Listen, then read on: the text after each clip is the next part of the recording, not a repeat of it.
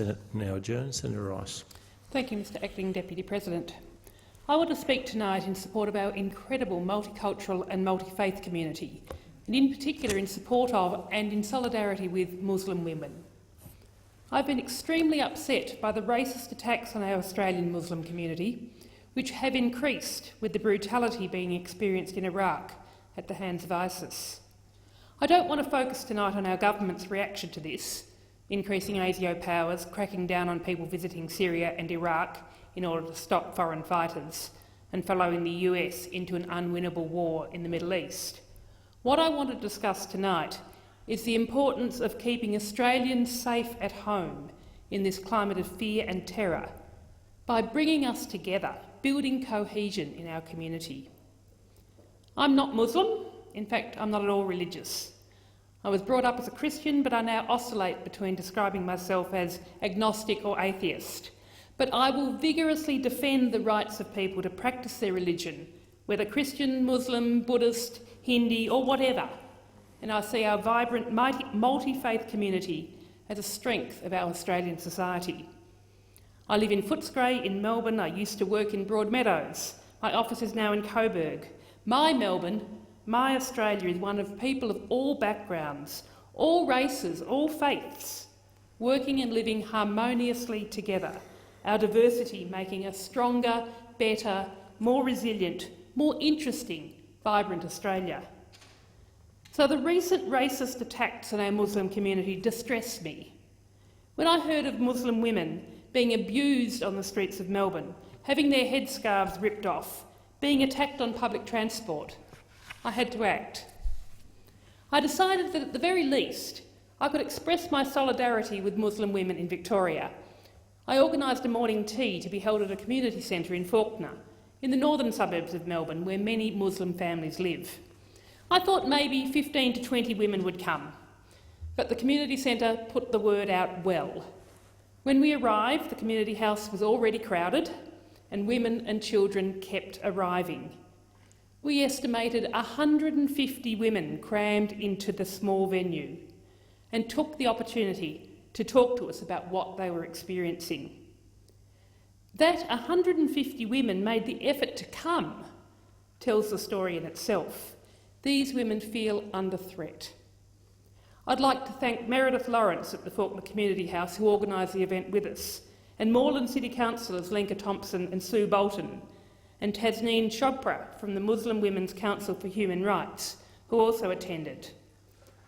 I want to quote extensively tonight from a letter that was presented to me by one of the women who attended the morning tea, Nazrin. Her words reflect the feelings of so many in the room.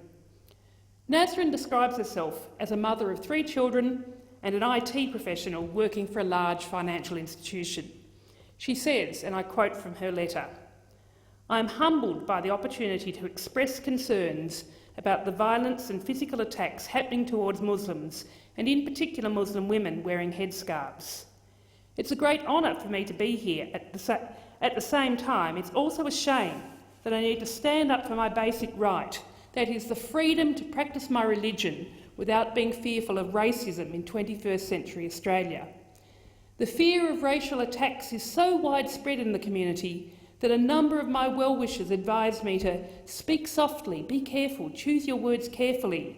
This is due to their genuine concern that after writing this letter, I might have to face personal attacks. However, given what is happening recently, we cannot be just silent. We need to realise that the recent attacks on Muslim women are actually a symptom of a major underlying issue, that is racism in Australia. We need to analyse the root cause of this issue to understand what has led us into this situation before we can stop it and prevent it from happening in the future. Women at the morning tea told their stories of missing medical appointments because they're afraid to catch public transport, of being abused from car windows, of having headscarves ripped off. This is a shocking indictment of our society. We had a representative of the Victoria Police attend the morning tea, who talked about actions women could take to help them stay safe and encouraging them to report any racist and violent actions. We distributed a sheet giving phone numbers and details of who to contact if they were attacked. This was important information and was appreciated, but it shouldn't be necessary. What and who are flaming these racist attacks?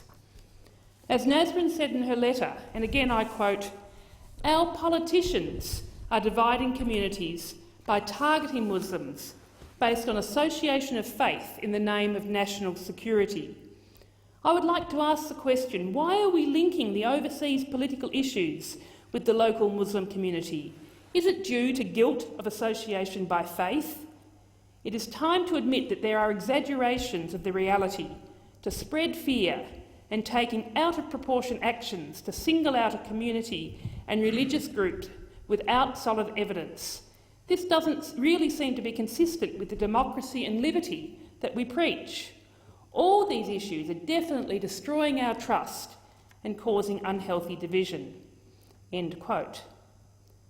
The sense that the attacks on them began at the top was shared by most of the women attending the morning tea. Nasrin continues, "The recent home invasions prove that we have lost the safety and security not only on the streets but also in the privacy of our own homes. Muslim women are seeing their children, husbands, fathers, brothers and close relatives being taken away in custody without being charged and purely based on suspicions. The media is assisting these fear-mongering acts by misrepresenting facts. For example, describing a plastic toy sword that was found during one of these home raids as sharp like a razor that can kill someone, when in reality it cannot even cut a cucumber. The violence towards Muslim women is a consequence of the Islamophobic attitude of some politicians. The media further sensationalises their exaggerated fears. These, in turn, have contributed to the radicalisation of certain groups who are now attacking Muslim women. These are the consequences of what is said here in our Parliament.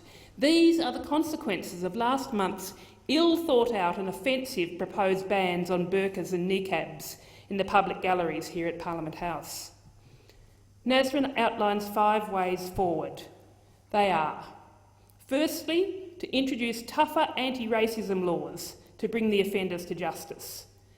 Secondly, to educate the politicians and media reporters by providing mandatory compliance training about unconscious bias. They need to learn how to promote cohesion in the community. She says, "We may even need to consider providing professional counselling services to those politicians who are suffering from excessive fear and anxiety."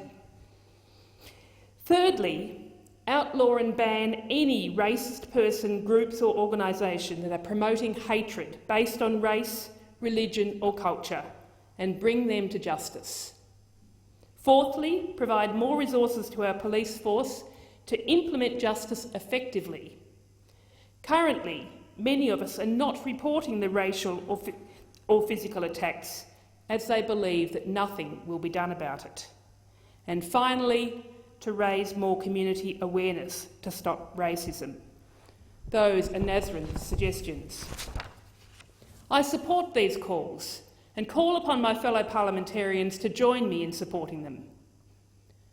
I want to finish by sharing another event organised by a non-Muslim woman who had attended the morning tea.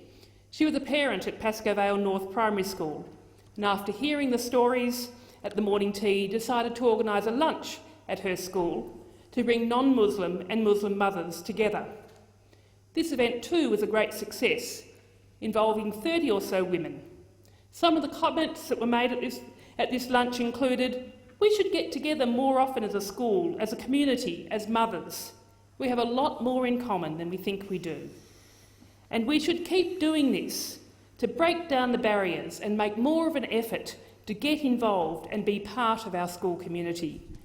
I salute parents Angela and Susan and Betty, the school principal, for organising such a positive event, leading the way in building community rather than being confronted by difference. I'll let Nasrin's words finish my speech. At the end, we need to think positive and be positive. It is true that the majority of us are decent Australians who show great respect to each other. For example, last night as I was returning from work in the train, a man approached me and he said, "I support you wearing a headscarf. I'm sorry to see all these attacks happening." We shall overcome this era and work together to build a great nation for our children where we care for and respect each other. Thank you, Senator Rice.